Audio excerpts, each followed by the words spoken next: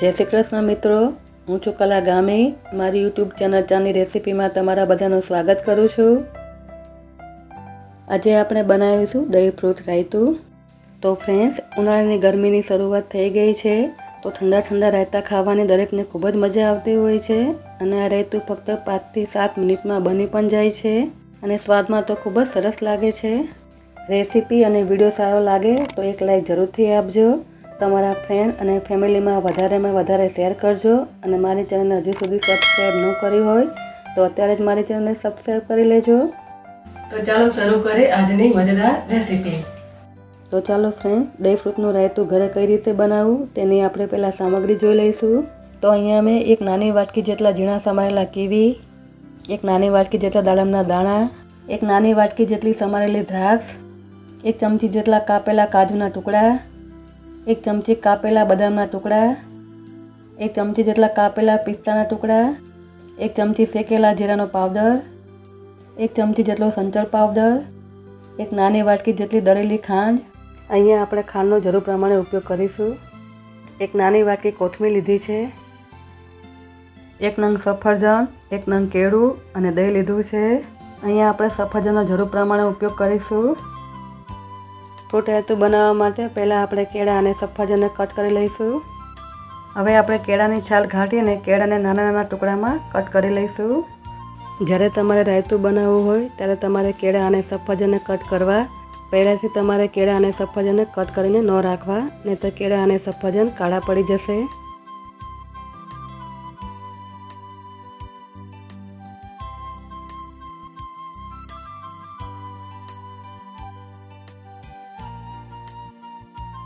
હવે આપણે એક સફરજન લઈશું અને સફરજનને વચ્ચેથી કટ કરી લઈશું.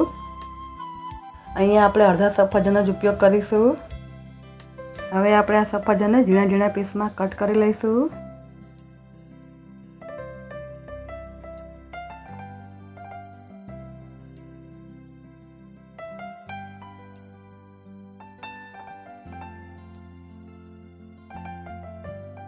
અહીંયા મેં સફરજન અને કેળાને કટ કરી લીધા છે. હવે આપણે આ બંનેને સાઈડમાં મૂકી દઈશું. હવે આપણે એક બાઉલ લઈ લઈશું. તો ફ્રૂટ રાયતું બનાવવા માટે મેં અહીંયા 500 ગ્રામ જેટલું મોળું અમૂલનું દહીં લીધું છે. હવે આ દહીંને આપણે મોટા બાઉલમાં ઘાટી લઈશું. અહીંયા તમારે રાયતું બનાવવા માટે ખાટા દહીંનો ઉપયોગ નથી કરવાનો, મોળા દહીંનો જ ઉપયોગ કરવાનો છે. હવે આપણે આ દહીંમાં 6 ચમચી જેટલી ખાંડ ઉમેરીશું. પછી આપણને જરૂર લાગશે તો બીજી ખાંડ આપણે ઉમેરીશું.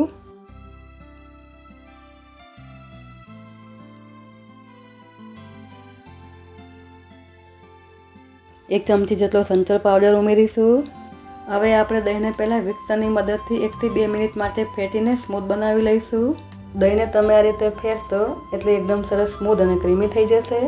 દહીં પરફેક્ટ કેવી રીતે જમાવવું તેની રેસીપી મેં પહેલેથી મારી ચેનલ પર આપેલી છે, તમે ત્યાં જઈને જોઈ શકો છો.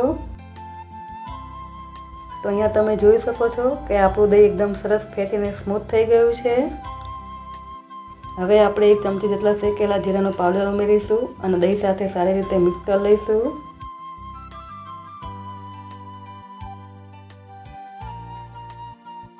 તો બધું સરખી રીતે મિક્સ થઈ જાય પછી આપણે એમાં ફ્રૂટ ઉમેરીશું.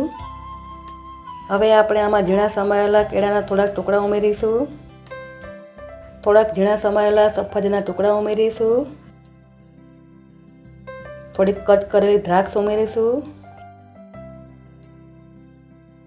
થોડાક દાડમના દાણા ઉમેરીશું. થોડાક કટ કરેલા કેવી ઉમેરીશું. 1 ચમચી જેટલા કટ કરેલા બદામના ટુકડા ઉમેરીશું. 1 ચમચી જેટલા કટ કરેલા પિસ્તા ઉમેરીશું. 1 ચમચી જેટલા કટ કરેલા કાજુના ટુકડા ઉમેરીશું અને હળવા હાથે બધું સારી રીતે મિક્સ કરી દઈશું. તો અહીંયા તમારી પાસે જે ફ્રૂટ હોય એ તમે ઉમેરી શકો છો. તો ફ્રેન્ડ્સ, તમે મારા વિડીયો કયા શહેર અને કયા સિટીમાંથી જોઈ રહ્યા છો એ મને કોમેન્ટ કરીને જરૂર જણાવજો, જેથી મને ખબર પડે કે મારા વિડીયો ક્યાં ક્યાં જોઈ રહ્યા છે અને હું તમને બધાને થેન્ક યુ પણ કહી શકું. તો અહીંયા બધી વસ્તુ સરસ રીતે મિક્સ થઈ ગઈ છે. હવે આપણે અહીંયા જોઈ લઈશું.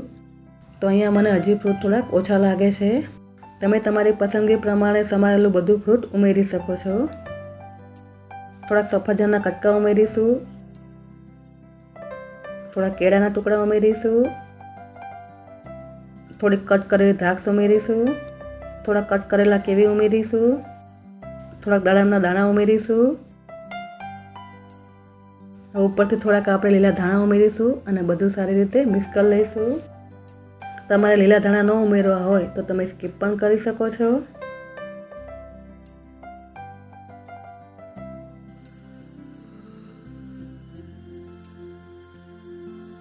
તો અહીંયા બધું સરસ રીતે મિક્સ થઈ ગયું છે.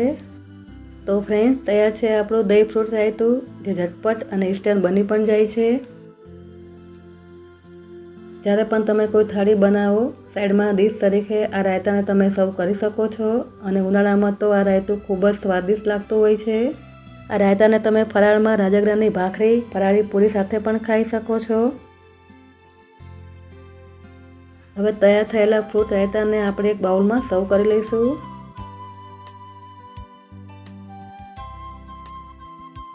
અહીંયા મેં ફ્રૂટ રાયતાને એક બાઉલમાં સર્વ કરી લીધું છે. હવે આપણે રાયતા ઉપર થોડાક સફરજનના ટુકડા, થોડાક દ્રાક્ષના ટુકડા, થોડાક કેવીના ટુકડા, થોડાક દાડમના દાણાથી આપણે ગાર્નિશ કરી દઈશું. તો ફ્રેન્ડ્સ, તૈયાર છે આપણું દહીં ફ્રૂટ રાયતું, જે ઝટપટ અને ઇન્સ્ટન્ટ બની પણ જાય છે. તો મારી આ રીતથી તમે ઘરે એકવાર ચોક્કસથી બનાવીને ટ્રાય કરજો. આ દહીંનું રાયતું એકદમ ટેસ્ટી બને છે અને ઉનાળામાં શરીરને ખૂબ જ ઠંડક આપે છે. તો ફ્રેન્ડ્સ, કેવી લાગી મારી આજની આ રેસીપી કોમેન્ટ કરીને મને જરૂર બતાવજો. વિડીયો પસંદ આવ્યો તો વિડીયોને લાઇક અને શેર કરજો અને મારી ચેનલ પર નવા હોય તો મારી ચેનલને સબસ્ક્રાઈબ કરજો. મારા વિડીયો જોવા બદલ તમારો ખૂબ ખૂબ આભાર. ફરી મળીશું નવી રેસીપી સાથે. ત્યાં સુધી બધાને જય શ્રી કૃષ્ણ.